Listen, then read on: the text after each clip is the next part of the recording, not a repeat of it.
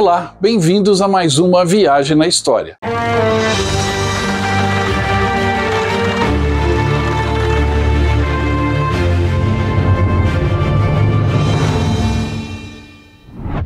Um troféu de guerra é um item tomado durante uma guerra por uma força invasora. Troféus de guerra comuns incluem bandeiras, armas, veículos e arte. Na Grécia e na Roma antigas, as vitórias militares eram comemoradas com uma exibição de armas e estandartes capturados. Um troféu era originalmente um memorial de guerra, montado a partir de tais itens em um campo de batalha. O triunfo romano também exibia esses itens, bem como objetos culturais, que mais tarde passaram a ser chamados de troféus de guerra. A recuperação de águias romanas tomadas como troféus por forças inimigas, às vezes inspirava anos de guerra adicional. Nas guerras mundiais do século XX, era comum que os soldados regressem a casa com recordações como armas de pequeno porte, medalhas e bandeiras inimigas, enquanto os artigos militares maiores capturados em batalha, em particular armamento como metralhadoras e peças de artilharia, tornam-se propriedade do Estado a que pertenciam os soldados responsáveis pela captura.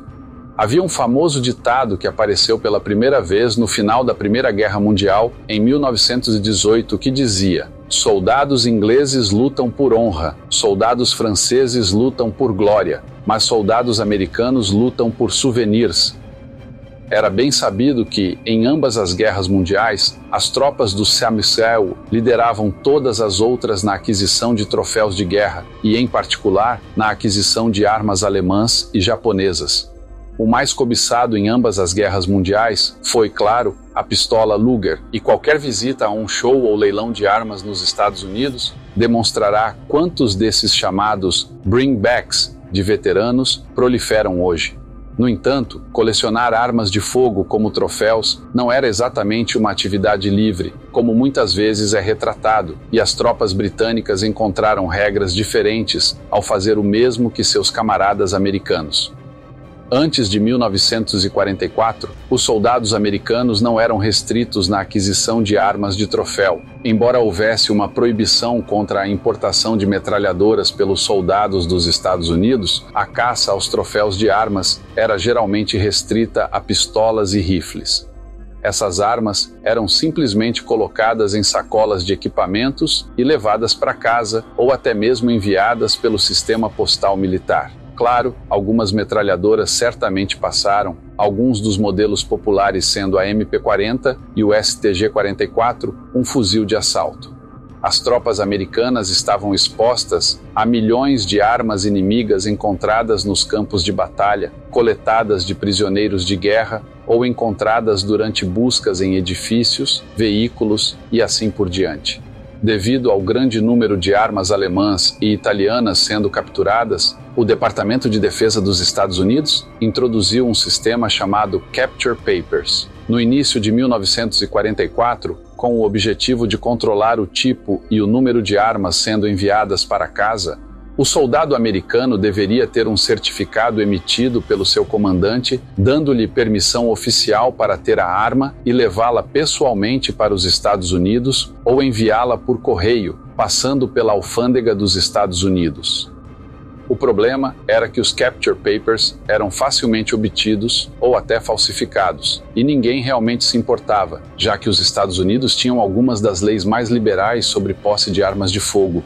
O governo percebeu que os Capture Papers eram ineficazes e, pouco após a rendição alemã, uma nova regulamentação do Exército dos Estados Unidos entrou em vigor em 28 de maio de 1945, limitando as armas de troféu de guerra a apenas uma arma por soldado e proibindo completamente a importação de metralhadoras. Esta regulamentação foi amplamente ignorada por todos os escalões, incluindo os oficiais que deveriam aplicá-la. Após anos de combates sangrentos, a questão das armas de troféu de guerra provavelmente parecia bastante sem importância, e a maioria achava razoável que os soldados levassem tais troféus como uma pequena recompensa por todas as dificuldades e perigos que enfrentaram. Com o retorno de milhões de tropas ao fim da guerra, vieram centenas de milhares de pistolas, rifles e algumas metralhadoras, junto com capacetes, baionetas, bandeiras, espadas, medalhas e todos os tipos de souvenir nazista. Para o soldado britânico, a situação era bem diferente. A Grã-Bretanha tinha, e ainda tem, regras muito mais restritivas sobre a posse de armas. Então, as tropas britânicas não tinham a liberdade de trazer pistolas e rifles para o país.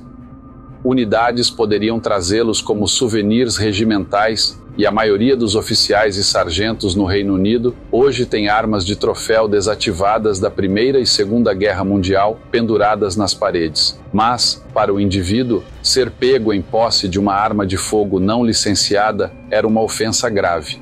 Isso era o caso desde 1937, quando uma lei de armas de fogo tornou a certificação obrigatória para pistolas e rifles, mas não para espingardas, que poderiam ser possuídas sem qualquer tipo de licença. Claro, os soldados pegavam ou adquiriam pistolas no decorrer da guerra e as tropas britânicas eram tão atraídas por Lugers quanto os americanos, mas não havia um sistema de capture papers para os soldados ingleses.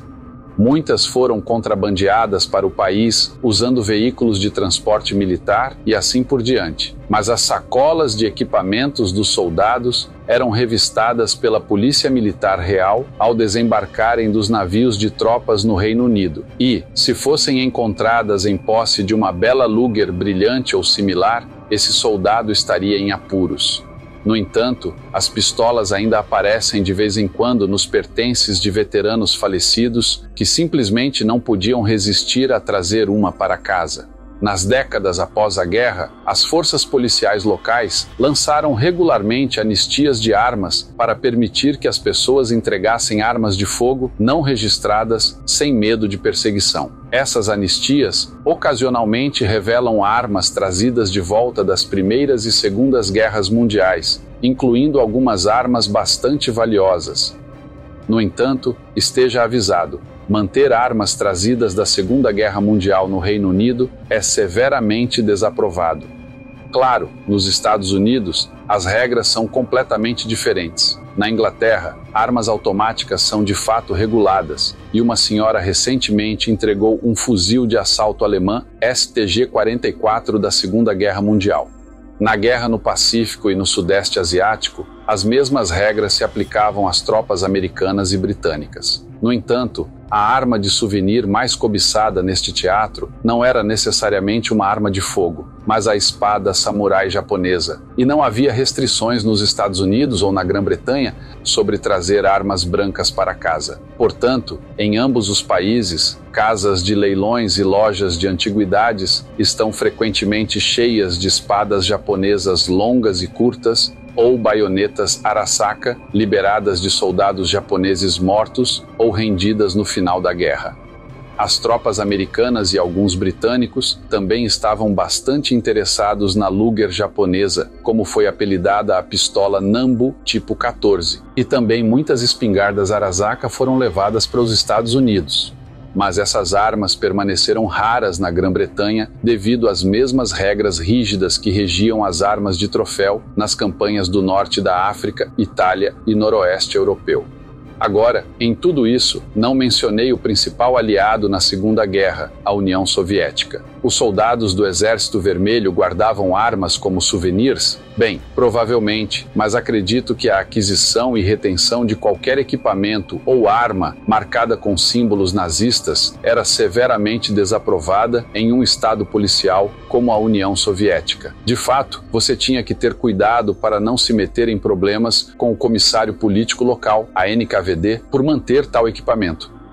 Acredito que, na frente russa, a maioria das armas alemãs foi recolhida e armazenada pelos soviéticos, e provavelmente muitas delas ainda permanecem armazenadas até hoje. Britânicos, franceses e americanos pegaram tudo o que queriam, mas os russos foram 100 vezes piores que os britânicos, franceses e americanos juntos.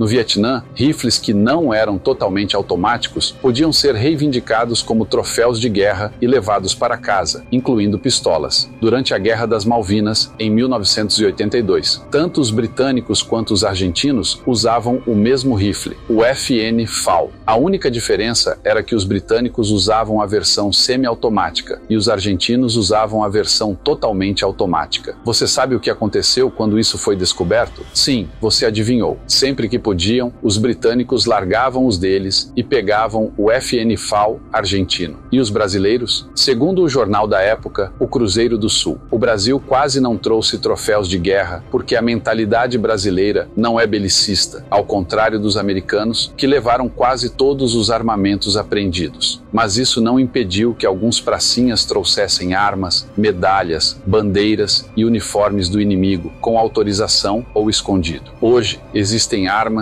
e outros itens expostos em museus da FEB pelo país que foram doadas pelas famílias destes pracinhas.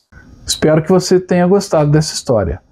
Se gostou, não esqueça de dar um like, deixar o seu comentário ao final e se inscrever no canal. Participe também da promoção da camisa do Viagem na História. Para a nova promoção dessa belíssima camisa que celebra os 80 anos do Dia da Vitória, já iniciamos a venda das camisas. E junto com essa belíssima camisa, você recebe um cupom com o seu número para concorrer a uma viagem. E você vai escolher o destino: Normandia, Alemanha ou Itália, dentro dos nossos roteiros que fazemos todos os anos. Você pode adquirir essa belíssima camisa na loja virtual do canal Viagem na História. O link está na descrição. Ou então envie uma mensagem para o nosso WhatsApp.